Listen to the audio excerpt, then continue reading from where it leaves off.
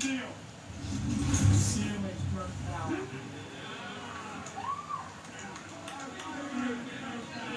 What did I tell you guys? Player like you did it all week. Yeah. You did it all week. That's why we won the game, because the week of prep. Okay? Stuck together. The oxygen was us sticking together. Okay, that's what you guys do. I'm proud of you guys. Thank you guys.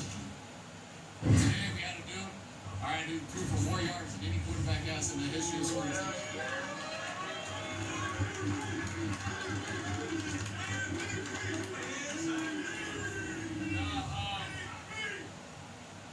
No, seriously, boys, this is a testament to you guys. I can't do it, on my own or anything like that. We got a squad.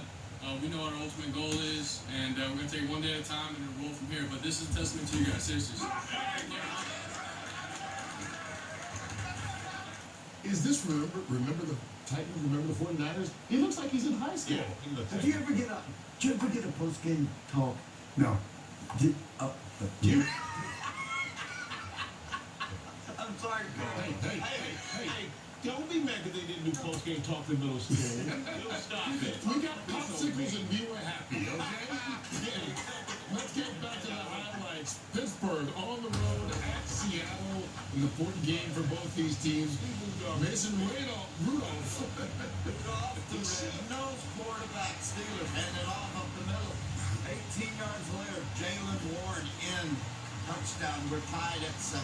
And we're tied at 7 because just moments ago, the Seahawks get right back in it. Kenneth Walker, 13-yard touchdown. Seattle and Pittsburgh early on the second quarter, all rounded up at just said. Other scores going on right now. The Kansas City Chiefs with a win would wrap up the AFC West for the 8th straight year. They lead 6-3 over Cincinnati, and the Chargers and Broncos, no score in that one. All right, before we wrap up our coverage of Week 17, Michael, let's start with you. Final thoughts of the day.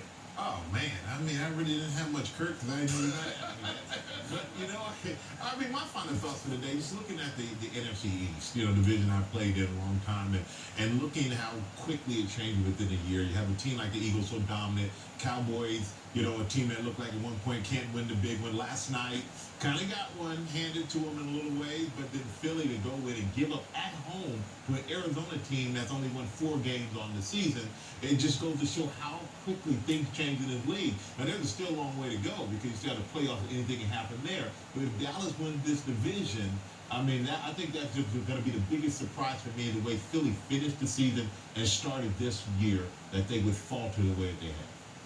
San Francisco and Baltimore, Baltimore certainly is clearly, is a division that I think people thought was filled with, there was 5, 6 really great teams, great young quarterbacks. And it turns out, at the end of the day that, whether it's Kansas City stumbles, other people stumbles, Baltimore has just kind of surged and they seem to be the head of the class. And San Francisco, in a bounce back win, I think wraps up home field advantage. And these two seem to be on a collision course. Yeah, I think Baltimore had the one hiccup, they call it. And now they've won how many in a row? 8 or 7 or 8, something like that. 7 in a row. As far as I'm concerned, the AFC right now, and being a guy that grew up playing in Pittsburgh where defense was the most important thing, not offense, and that you ran the football, I'm seeing that same pattern in Baltimore. A solid football team, a team that doesn't let up. Like we're seeing with Philadelphia, that's a surprise. With Kansas City, I was just fixing to say, and the team that's really popping up also, to my estimation, is the Cleveland Browns and its defense once again. Even though Chubb was injured earlier in the year and is out for the year, they're a great running back. They still run the football. They still try. And with Joe Flacco come on, that's been a huge surprise for me. I'm disappointed because you can't understand how 6 months can change the way a team plays. You look at the Super Bowl and then 6 or 7 months later, and you think, wow, what happened? Where's our magic? Where's our... I think a lot of teams, I think a lot of guys think it's just going to happen. You're going to show up, going to happen. We had it last year, it's going to happen. No. But I got to say, all the things you named, that we hear when Brock Purdy was giving a speech and the team's yelling MVP and everything else. Lamar Jackson. No. Somebody got to say this guy, he should be definitely mentioned there in the MVP category. He should be the MVP because he's beaten all these teams and he's beaten every one of them handedly. And I just think this is a guy maybe he's not appreciated as much as he should be because of the way he's running. He's a runner on top of a passer, and they say it's always what he couldn't do, but he's shown what he can do, which is counteracted to what they said he couldn't. I don't get it. Appreciate Lamar Jackson more than Lamar Johnson. I said last week on our show that Christian McCaffrey was my MVP, and he is.